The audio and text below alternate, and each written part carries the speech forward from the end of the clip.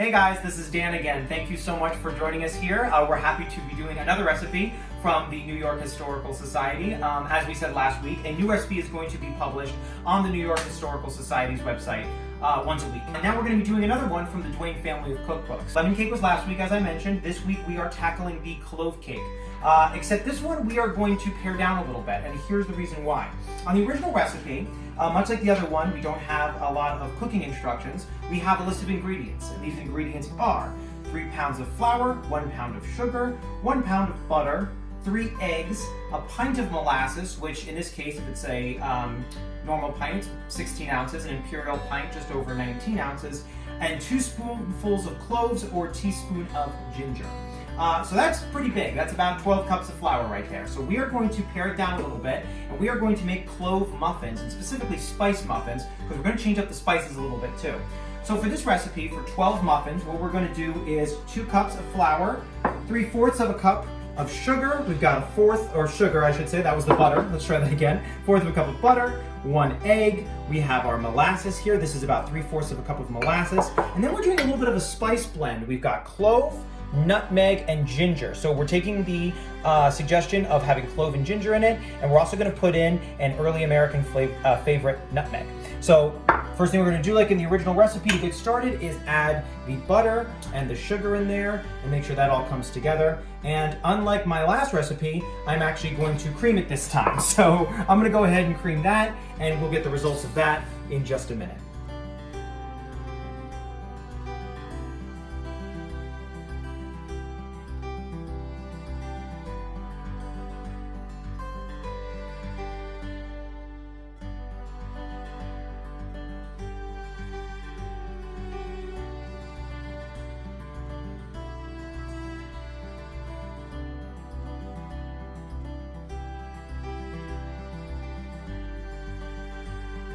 Okay, so we have got our dough prepared. It definitely has a thicker consistency. We don't have a leavener in it like baking soda, and not much liquid to it either. There really is just molasses and butter.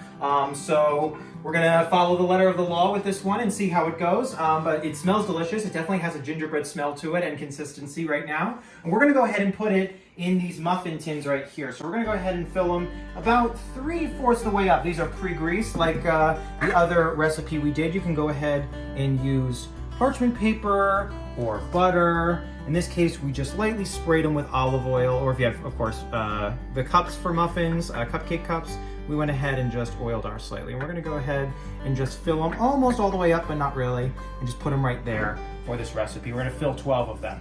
And again, this is, as I mentioned at the beginning, a recipe where we do not have a temperature or a specific pan that we're supposed to put in for an amount of time. So we're gonna go ahead at 400 degrees right now at 25 minutes. If you remember our last recipe, that might change. So we will put them in and see how we do. So we had these in the oven at 400 degrees again for 25 minutes, and I think we got them at just the right time. As you can tell, like with our lemon cake, we poked a couple test holes in it with our bamboo stick with a little bit of molasses on them. So I think there's gonna be a real sweet, sort of sticky molasses inside to really enjoy them. But they're a little crisp on the sides, which tells me they're good to go. So they did a little bit of rising, not so much as if we had something in it to help rise a little bit more like a muffin, but I think these will make for nice soft little cakes. So we're going to pull them out, let them cool for a little bit, and then see how they taste. Ooh, still a little hot.